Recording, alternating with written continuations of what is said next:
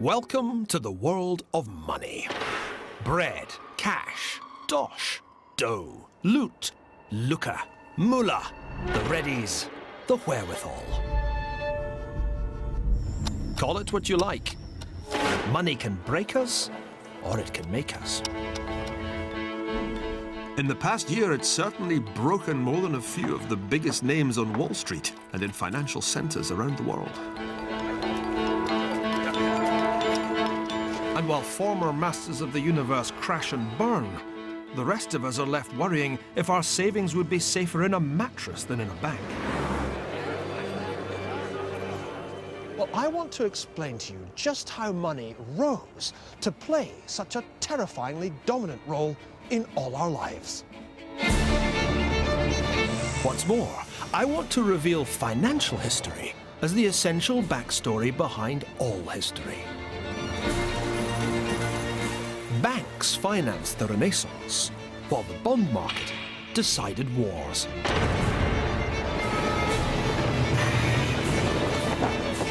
Stock markets built empires, and monetary meltdowns made revolutions. From ancient Mesopotamia right down to the present day, the ascent of money has been an indispensable part of the ascent of man.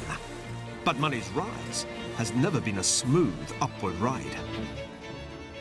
As we'll see, financial history has repeatedly been interrupted by gut-wrenching crises, of which today's is just the latest.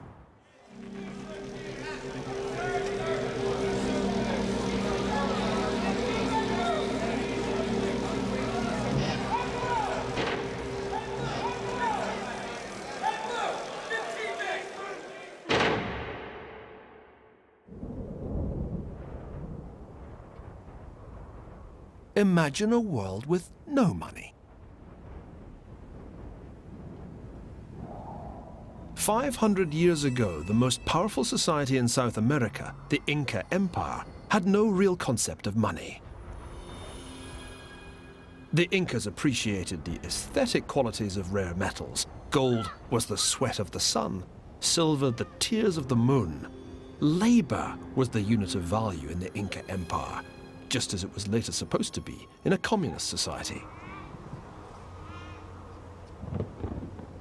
But in 1532, the Incas ran into a man whose hunger for money had led him across an ocean.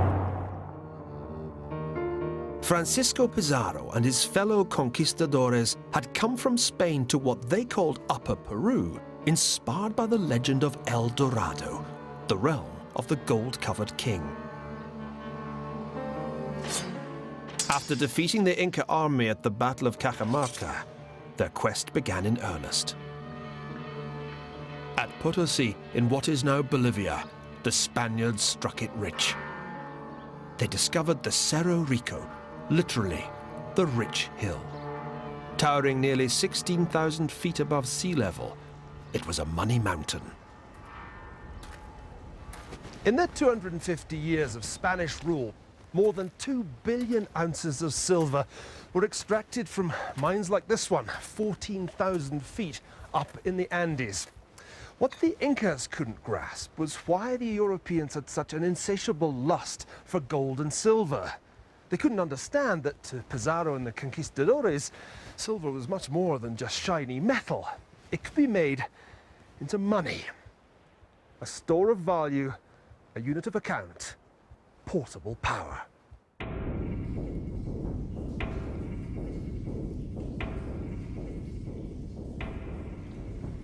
I must say, I find this place pretty harrowing. The Spaniards had a system of forced labor, which meant that every able-bodied male in the native population had to do a stint down these mines. And you can see why 1 in 8 of them didn't survive the ordeal.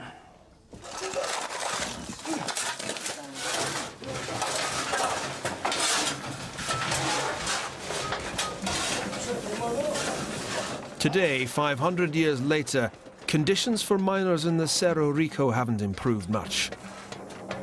But at least they get paid for the work they do. In those days, it was a way of making money that verged on genocide.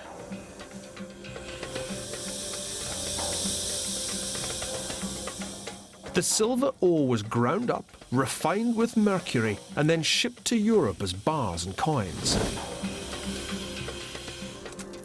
Empire, it seemed, had made the Spanish crown rich beyond the dreams of avarice.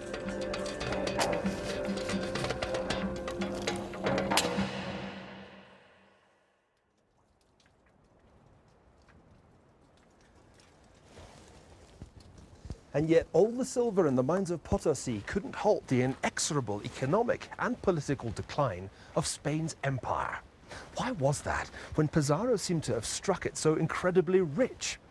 The answer is that the Spaniards had dug up so much silver to finance their wars of conquest that the metal itself suffered an extraordinary decline in value. More silver coins didn't make Spain richer. They simply made prices higher as an increased quantity of money chased the same amount of goods. What the Spaniards didn't get was that money is only worth what other people will give in exchange for it. On the back of the $10 bill, it says, "In God we trust." But it's not really God you're trusting in. By swapping your goods or your labor for a fistful of these things, you're trusting the US Treasury Secretary not to repeat Spain's mistake and produce so many of the damn things that by the time you come to spend them, they're worth even less than the paper they're printed on.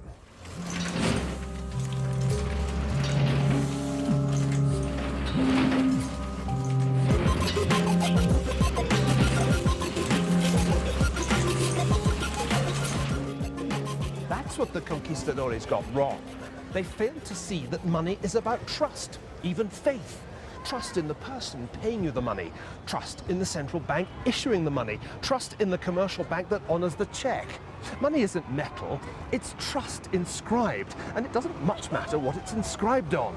Paper, silver, clay, or a screen, provided the recipient believes in it.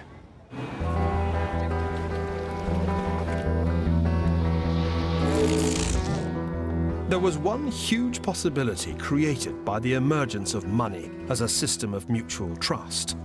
A possibility that would revolutionize world history. It was the idea that you could rely on people to borrow money from you and pay it back at some future date. That's why the root of credit is credo, the Latin for I believe.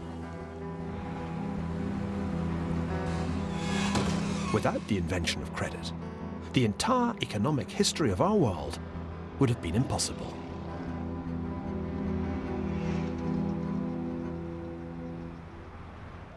Because we take it for granted, we tend to underestimate the extent to which our entire civilization is based on the borrowing and lending of money. No, it doesn't literally make the world go round, but it does make vast quantities of people, goods, and services go around the world, from Babylon to Bolivia. The puzzle is that the early moneylenders got so little thanks for their services. On the contrary, they were widely reviled as pariahs. Why was that?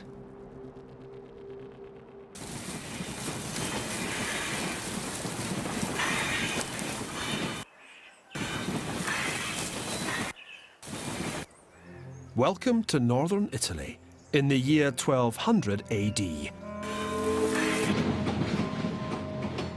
A land divided into multiple feuding city-states. A land where trust was in rather short supply. Among the many remnants of the defunct Roman Empire was a numerical system singularly ill-suited to complex mathematical calculation, let alone the needs of commerce.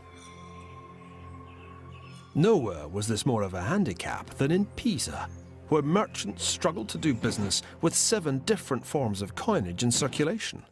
Even the simplest transaction could be a headache, requiring the use of an abacus. By comparison, economic life in the Eastern world, in the Muslim Caliphate or the Sung Chinese Empire, was far more advanced.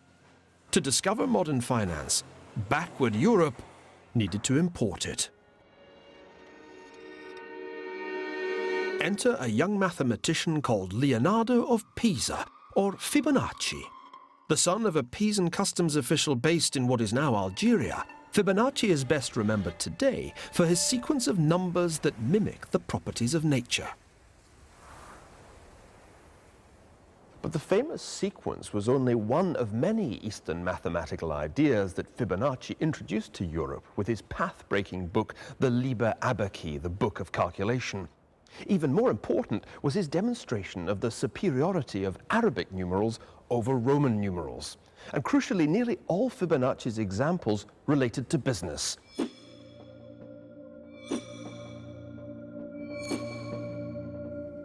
Since Roman times, Europeans had been struggling to do simple arithmetic with these.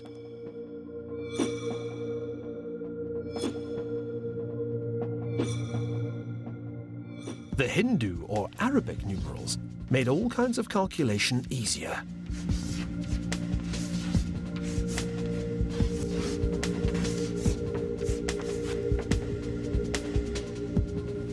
In particular, Fibonacci showed how the new methods of calculation could be applied to commercial bookkeeping, to currency conversions, and crucially, to the computation of interest.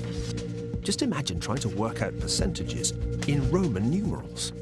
Fibonacci's Liber Abaci made it child's play. This was to be the application of mathematics to making money.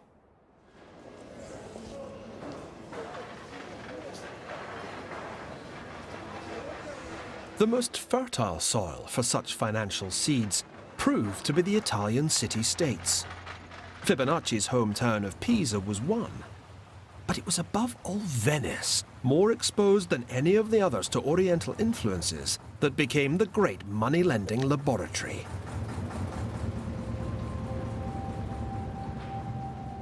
And the home of literature's most notorious moneylender, Shylock, in William Shakespeare's The Merchant of Venice. May you stead me? Will you pleasure me? Shall I know your answer? Crucially, Shylock's only prepared to lend the money if Bassanio's friend, the merchant Antonio, is providing the security. 3,000 ducats for 3 months, and Antonio bound. Your answer to that? Antonio is a good man. By good, Shylock doesn't mean virtuous. He means good for the money he's about to lend Bassanio. In other words, creditworthy. Have you heard any imputation to the contrary? Oh, no. My reason in saying that he is a good man is to have you understand me that he is sufficient. 3,000 ducats. I think I may take his bond. With any loan, things can go wrong. Ships can sink. And that is precisely why anyone who lends money to a merchant, if only for the duration of an ocean voyage, needs to be compensated. We usually call the compensation interest, the amount paid to the lender over and above the sum lent, or principal. Overseas trade of the sort that Venice depended on couldn't operate without such transactions, and they remain the foundation of international trade to this day.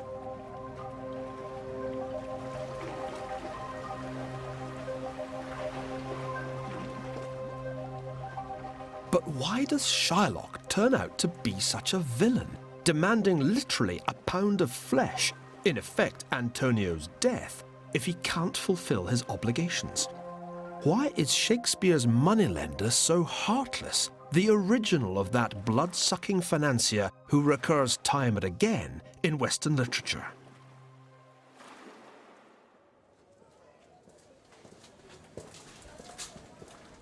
One clue is that Shylock is a Jew, and Jews were among history's earliest moneylenders. Jews who stayed in Venice for more than 2 weeks were supposed to wear a yellow O on their backs or a yellow hat, and they were confined to a special area which became known as the Ghetto Nuovo. This is the entrance to the Jewish ghetto in Venice, where Jews were obliged to live and indeed confined at night. Jews were tolerated in Venice, but for a reason. The key was that Jews could provide a service that Christian merchants were forbidden to do. They could charge interest on their loans. Fibonacci might have figured out the mathematics of lending, but it took Shylock to do the deal. This is where the Venetian Jews used to do business. This building here was the old Banco Rosso, and it was outside here that they used to sit, behind their tables, their tavole, on their benches, their banchi, the root of the Italian word for banks. Now, there was a good reason why merchants came here to the Jewish ghetto to borrow money. For Christians, what the Jews were doing, lending money at interest, was a sin.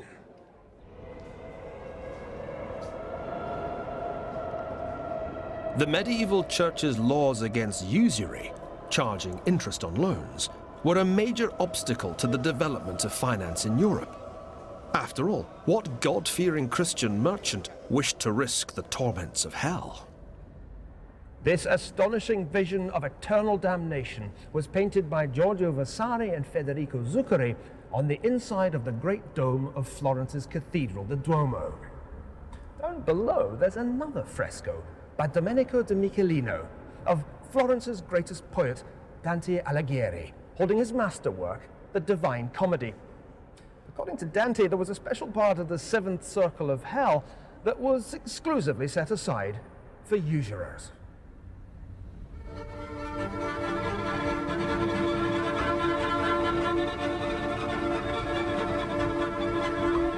There, the moneylenders were eternally tortured with scorching earth and freezing snow, their necks weighed down with bulging purses. Jews too weren't supposed to lend at interest, but there was a convenient get-out clause in the Old Testament book of Deuteronomy, chapter 23. You weren't supposed to lend to your brother at interest, but to a stranger, well, that was a different matter. In other words, a Jew couldn't lend to a Jew, but he could lend to a Christian. The price the Jews paid for performing this service was social exclusion. Hence the ghetto, and hence the centuries-long association between Jews and finance, one of the few forms of economic activity from which Jews were not once excluded. In the end, of course, Shylock is thwarted, for although the court recognizes his right to a pound of flesh, the law also prohibits him from shedding Antonio's blood. And because he's a Jew, the law also requires the loss of his goods and life for so much as plotting the death of a Christian. He only escapes by submitting to baptism. It turns out to be a risky business to be a moneylender. But it was in another Italian city-state, Florence, that the key financial service of providing credit moved out of the ghetto and away from the gates of hell to become the legitimate preserve of banks. This transition was symbolized by the rise of one family, the Medici. With their ascent, credit came of age. Money lending ceased to be disreputable. It became glorious, and the foundation of a new kind of power. The dazzling legacy of the Medici family's power still surrounds you in Florence today. In the space of 400 years, 2 Medici became queens of France, 3 became pope. Appropriately, it was Machiavelli, the supreme theorist of power, who wrote their history. Perhaps no other family left such an imprint on an age as the Medici left on the Renaissance. You might even say that they paid for the Renaissance, their patronage running the gamut of genius from Michelangelo to Galileo.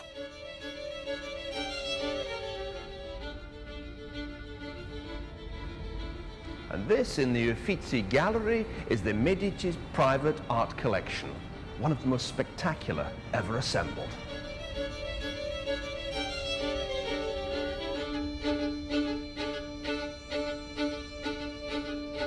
What the millions of tourists who flock here generally forget to ask is how the Medici paid for all this.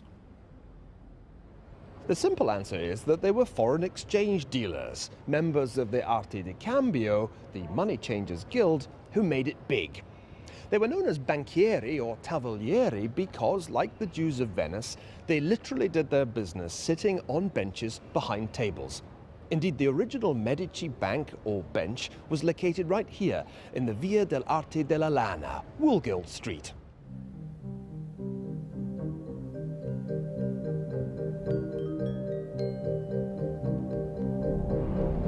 Prior to the 1390s, the Medici were Florence's answer to the Sopranos, a small-time clan notable more for low violence than for high finance. In a 17-year period, no fewer than 5 Medici were sentenced to death by the criminal courts for capital crimes. Then came Giovanni de' Bici de' Medici. It was his aim to make the Medici totally legitimate. Part of the secret of his success was an ingenious bit of creative accounting that got the Medici off the hook of the anti-usury laws.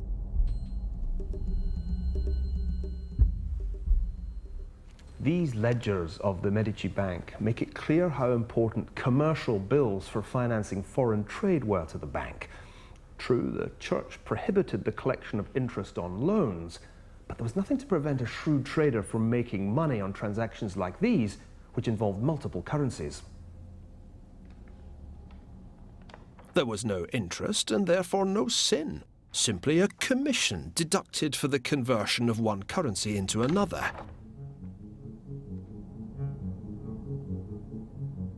If money was advanced to a particular trader for any length of time, the commission was that bit larger.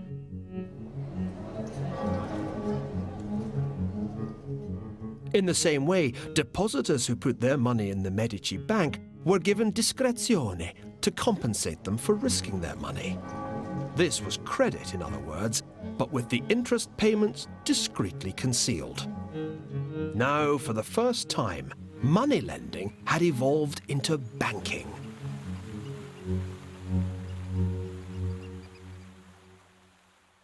The real story of the success of the Medici Bank can be found here in the Libro Segreto, the secret book of Giovanni de' Bici de' Medici. The key was not so much size as diversification. Earlier Italian banks had been monolithic and very vulnerable to default by a single bad borrower. But the Medici Bank was made up of multiple interlocking partnerships, each in some measure independent of the rest. It was this decentralization that was the key to their astonishing profits. Under Giovanni's guidance, the Medici banking network extended from Florence to Venice to Rome. The scale and diversity of the Medici's operations was the key to reducing the risks of money lending, and therefore also the costs to borrowers. That's the essential difference between loan sharks and banks, between Shylock and the Medici. And here's the proof that it worked. Page after page of Giovanni's assets declared for tax purposes, and culminating in the grand total of 91,089 florins. In those days, that was serious money.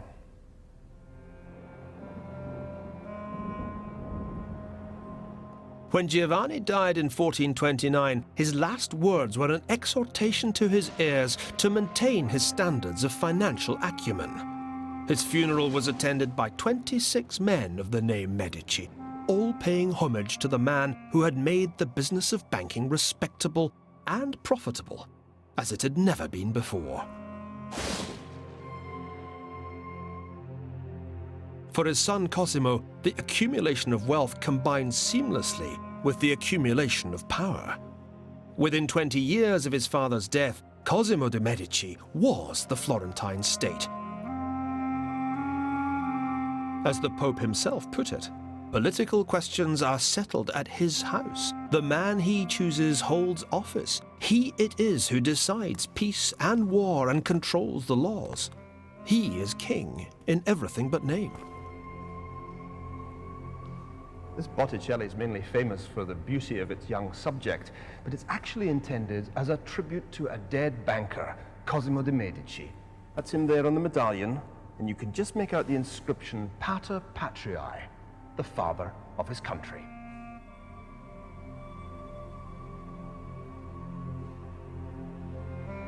In 150 years, the Medici had transformed themselves from backstreet moneylenders to the most powerful financial force in Europe.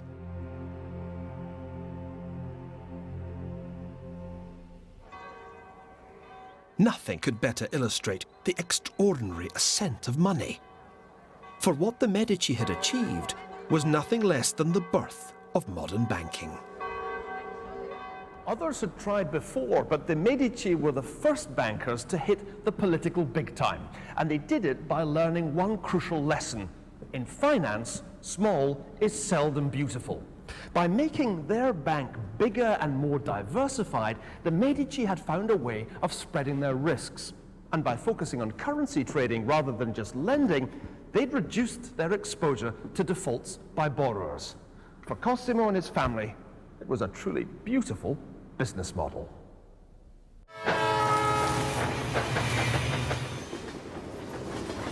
Yet banking was only one of Italy's contributions to the ascent of money. Of equal importance was the bond market. As a general rule, banks financed commerce.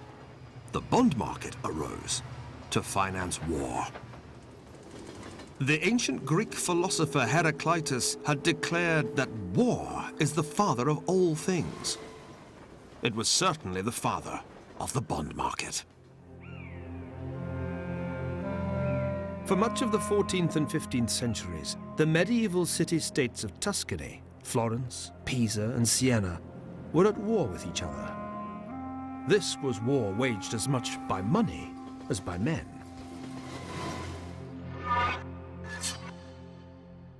In Peter van der Heyden's Battle of the Moneybags and Strongboxes, piggy banks, treasure chests, and barrels full of coins lay into one another with lances and swords in a chaotic free-for-all. The Dutch verses inscribed at the bottom read, "It's all for money and goods, this fighting and quarrelling." But what they might just as easily have said is that war is impossible if you don't have the money to pay for it.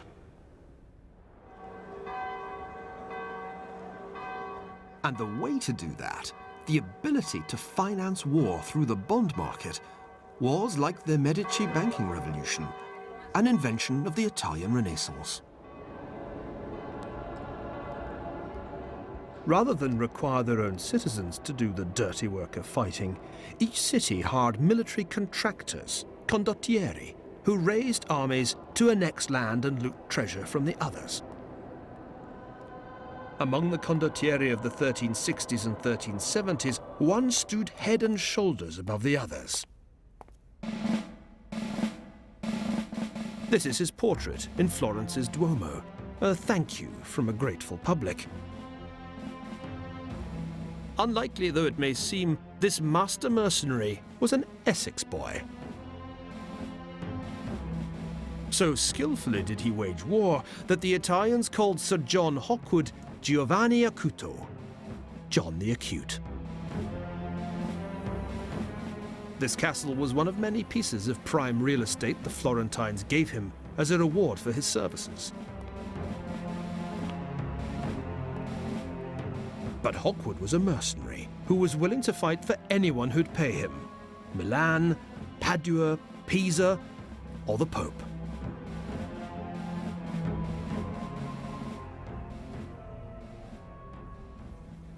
These dazzling frescoes in Florence's Palazzo Vecchio show the armies of Pisa and Florence clashing in 1364.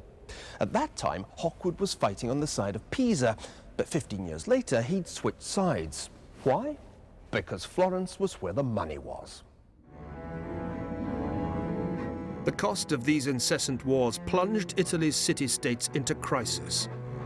Expenditures, even in years of peace, were running at double or more tax revenues. To pay the likes of Sir John Hawkwood, Florence was drowning in deficits.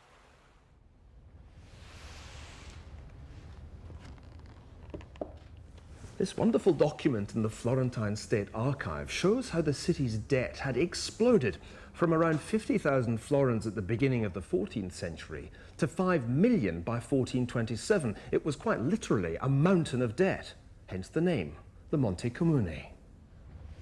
But from whom could the Florentines possibly have borrowed such a vast sum? The answer is right here, from themselves. It was a revolutionary idea that would change the world of money forever.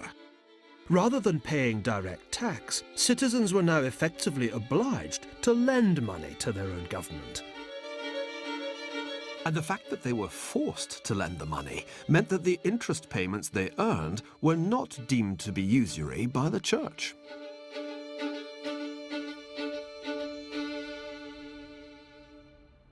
These debt instruments, simple lines in a ledger, were the original government bonds.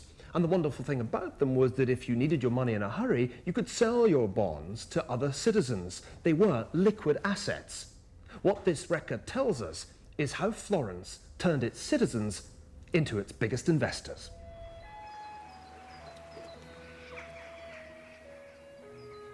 This wartime expedient marked the birth of the modern bond market. Everyone was a winner. Bonds had saved the city-state from bankruptcy.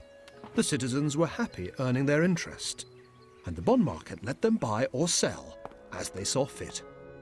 It seemed as if the problem of public debt had been solved, allowing the citizens of Florence to turn their minds to higher things. But there was just one problem with this brilliant idea.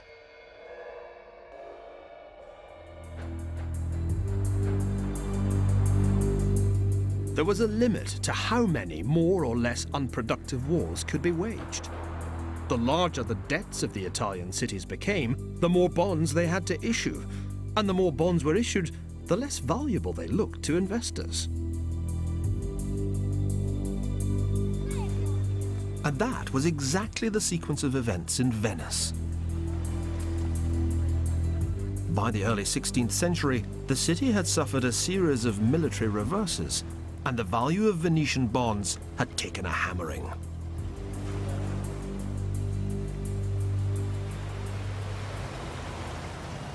At the nadir between 1509 and 1529, Venetian Monte Nuovo bonds were trading at just 10% of their face value. Now, if you buy a bond when war is raging, you're taking a risk. The risk that the city won't pay you back or pay your interest. On the other hand, remember that the interest is paid on the face value of the bond. So if you can buy it at just 10% of its face value, you're earning a handsome return of maybe 50%. And that is how the bond market works. In a sense, you get return for the risk you're prepared to take. At the same time, it's the bond market that sets interest rates for the economy as a whole. If the state has in effect to pay 50%, then so do all the other borrowers. The bond market had been invented to help pay for Italy's wars, but now it was setting interest rates for everyone. Its rise to power had begun. Over the next 2 centuries, bonds would come to rule the world.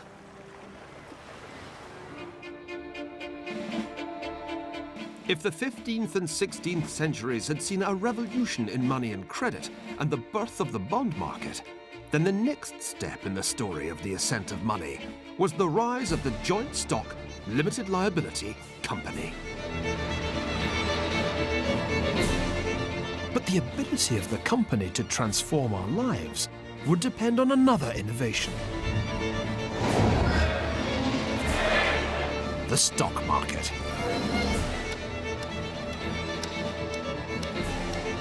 The price that people are prepared to pay for a company's shares in the market tells you how much money they think it'll make in the future. But as we've discovered in recent months of financial turmoil, stock markets can also be shock markets. The future is always uncertain, but we human beings are prone to over-optimism. When prices here on the New York Stock Exchange surge upwards in sync, it's as if investors are gripped by a kind of collective euphoria. what the former chairman of the Federal Reserve, Alan Greenspan, once famously called irrational exuberance. So stock markets really can be like soap bubbles. We never quite know when they're going to burst. Nothing illustrates more clearly than the history of stock market bubbles how hard human beings find it to learn from history.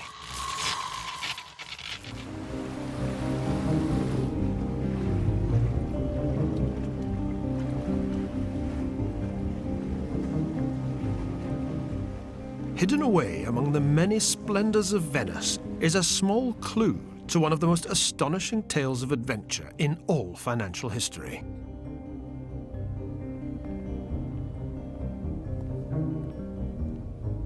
To the honour and memory of John Law of Edinburgh, most distinguished controller of the treasury of the kings of the French. This is the final resting place of the man who invented the stock market bubble.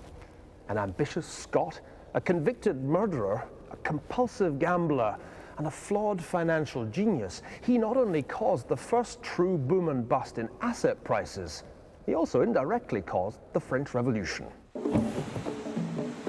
There was a time when John Law owned a quarter of what is now the United States, only to lose it all in history's first great crash. From Edinburgh to Amsterdam to Paris, all the way here to New Orleans, and finally to Venice, Law's story is a classic tale of boom and bust. It's also very much a story for our own times.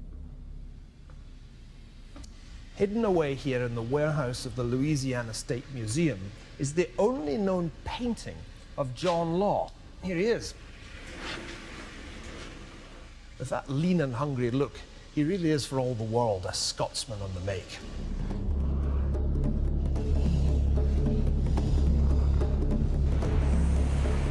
The path that led Law from obscurity to celebrity to notoriety is a path that many of the great stock market players have followed since. Law was born here in Edinburgh in 1671, the son of a successful goldsmith and heir to the estate of Lauriston. In 1694, while living in London, Law killed a man in a duel over a woman and was sentenced to death. Somehow, Law managed to escape from prison and fled to Amsterdam. He couldn't have picked a better town to lie low in.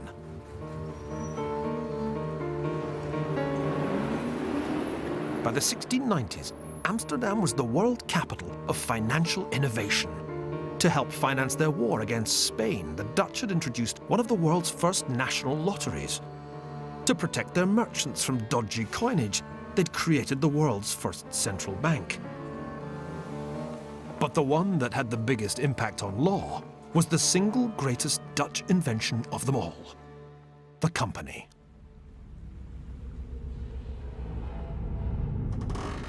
The story of the company had begun 100 years before Law's arrival, as Dutch traders spread out all over the world, from Manhattan Island to the Cape of Good Hope. But it was Asia that became the primary target of Dutch commercial expansion. Why? The East Indies were so alluring because of these spices. Pepper, cloves, nutmeg, ginger. Europeans craved them to flavour their food, but also to preserve it. Traditionally, they'd come overland by the spice road, but the Dutch plan was to fetch them the longer but quicker way by sea. And that pungent aroma was the smell of money to be made.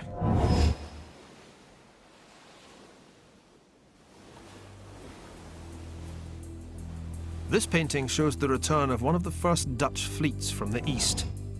The inscription reads, "4 ships sailed to go and get the spices towards Bantam and also establish trading posts, and came back richly laden to the poles of Amsterdam. Departed 1st May 1598, returned 19th July 1599. The Asian spice trade was so profitable that just one return trip could pay for the construction costs of a ship like this.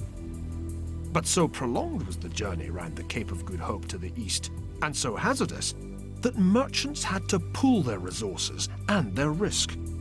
The result was around 6 fledgling East India enterprises.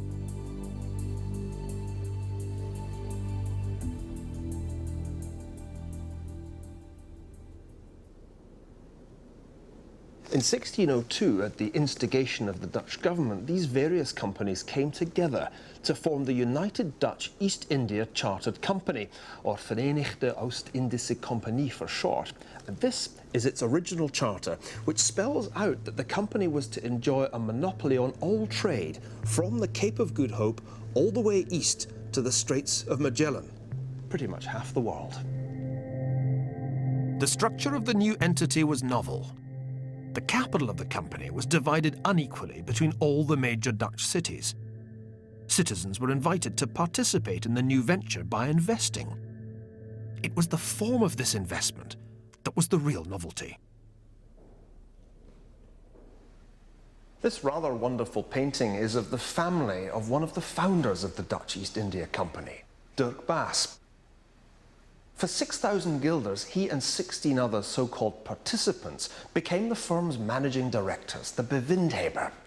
After 1606, however, anyone who put his money into the East India Company received an actie, literally an action, or as we would say, a piece of the action, a share in the company's future profits. And here it is, the world's very first share certificate issued by the world's very first multinational company, almost exactly 4 centuries ago.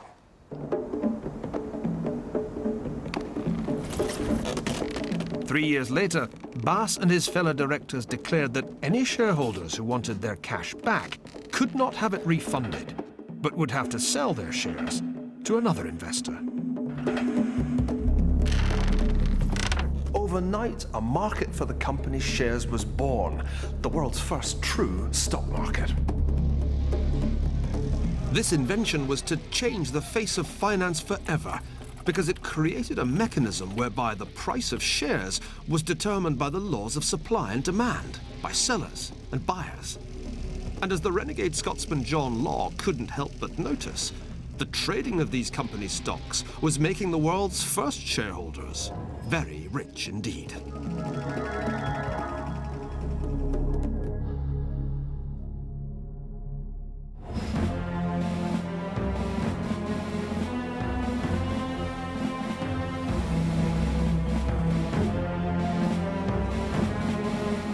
By 1610, the world's first joint stock company, the Dutch East India Company, was ready to conquer the world. It had a new charter, new shareholders, and a burgeoning trade in these shares. But it had to fight to survive. Literally. Having established a string of factories and warehouses across South Asia from Java to India, the company had to struggle to keep the Spaniards and their English competitors at bay. With 40 warships and a private army of 10,000 soldiers, the directors of the East India Company were the original corporate raiders.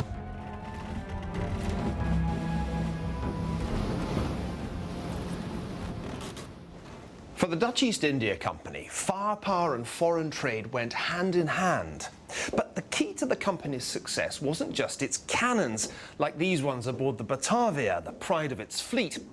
Like all big companies, it was able to combine economies of scale with reduced transaction costs and what economists call network externalities, the ability to pool information between multiple employees and agents. The Batavia was part man of war, part multinational corporation. The big networked company was simply more efficient. That was why, by the 1620s, it had established a virtual monopoly on spice exports from Asia to Europe. The world's first multinational was making its shareholders enormously wealthy. I'm looking here at the original shareholders' register of the Dutch East India Company, and literally every name in here was a winner. If you'd put 1,000 guilders into the company at its very inception, by 1736 your investment would have been worth 7,000. Over its entire lifetime, the company paid an average annual dividend of 16.5%. Virtually all its profits were paid back to the shareholders. Dirk Bass's original shareholding of 6,000 guilders had been transformed into a 500,000 guilder fortune.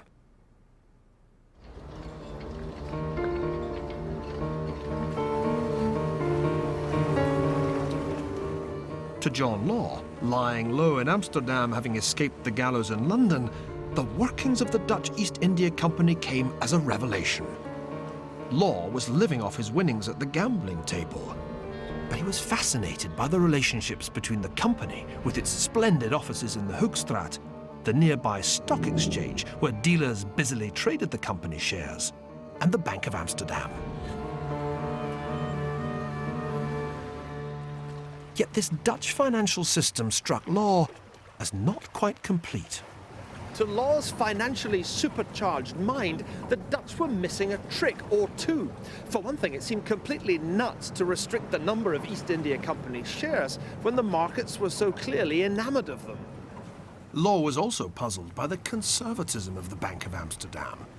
It had created an internal system which allowed merchants to settle their accounts by direct cashless transfers, but it hadn't issued any real banknotes to the public.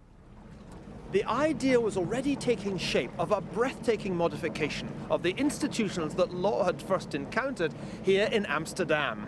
Only combine the properties of a monopoly trading company and a public bank, and the sky really would be the limit. Law was preparing to unleash a whole new system of finance on an unsuspecting nation.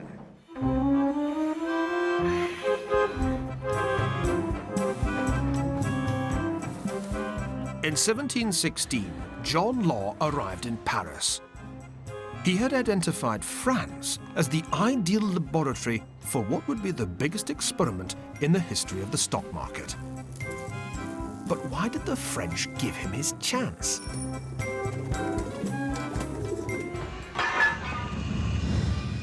The answer is that France's fiscal problems were exceptionally desperate.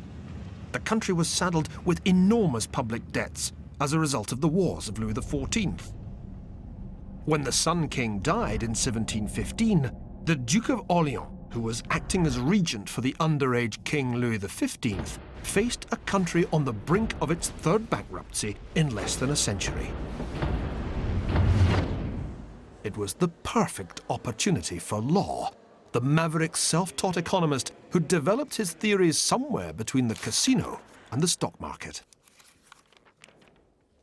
Law's ambition was to revive economic confidence in France by establishing a bank on the Dutch model, but with the difference that this bank would issue paper money, like this 100 livre note. As money was invested in the bank, the government's huge debt would be consolidated. But at the same time, and this was the really important part of Law's system, paper money would revive French trade, and with it, French economic power. The royal government gained doubly. Consolidation simply meant that its onerous debts were magically transformed into shares in Law's bank. At the same time, the monarch gained the ability to print as much money as he liked. As Law wrote, "I maintain that an absolute prince who knows how to govern can extend his credit further and find needed funds at a lower interest rate than a prince who is limited in his authority. In credit, supreme power must reside in only one person."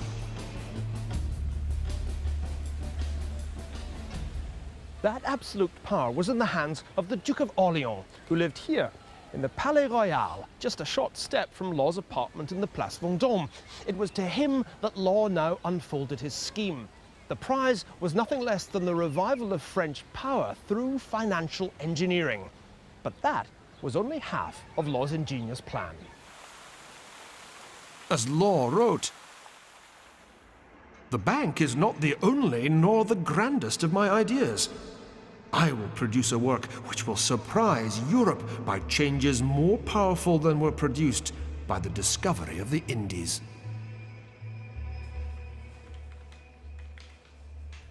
The second part of Law's idea was that a huge monopoly trading company should be established, the Compagnie d'Occident, the Company of the West. As he put it, the whole nation would become a body of traders, and Law himself named here as the company's chief director, would be at its head.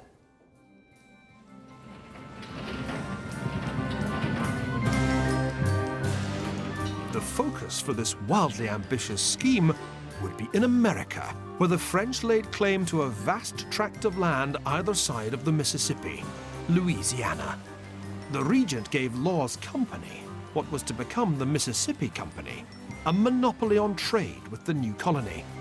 Frenchmen, regardless of rank, were encouraged to buy shares in the company. Law's name headed the list of directors.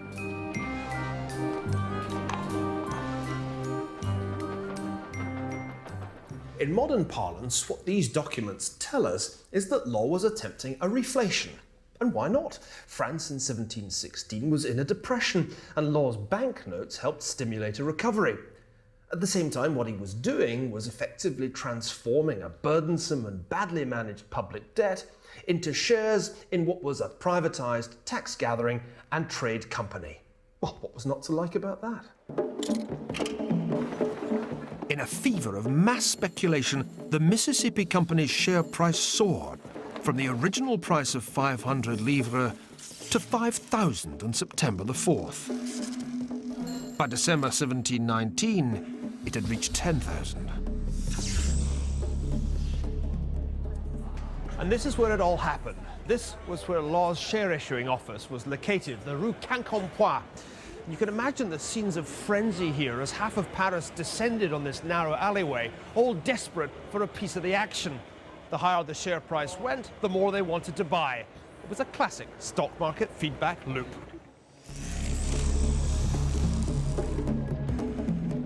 It was in these heady times that the word millionaire was first coined. Yes, millionaires, like entrepreneurs, were invented in France. And by January 1720, John Law was the richest of them all.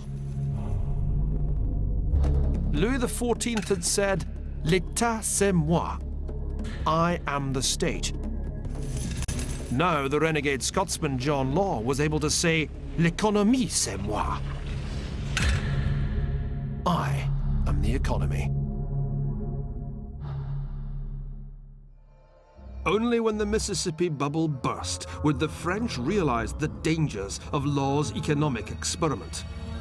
Next time on The Ascent of Money, we'll see how what began as a revolution in finance, the first stock market bubble, ended as a full-blown political revolution in which royal heads would roll.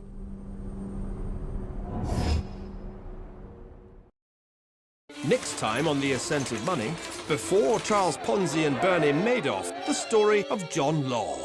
Like all Ponzi schemes, the effect of Law's system was to generate an unsustainable bubble. His bubble was about to go pop. And the British aristocracy learns that what goes up must come down. This house belonged to the principal victim of the first modern property crash. The Ascent of Money, a financial history of the world.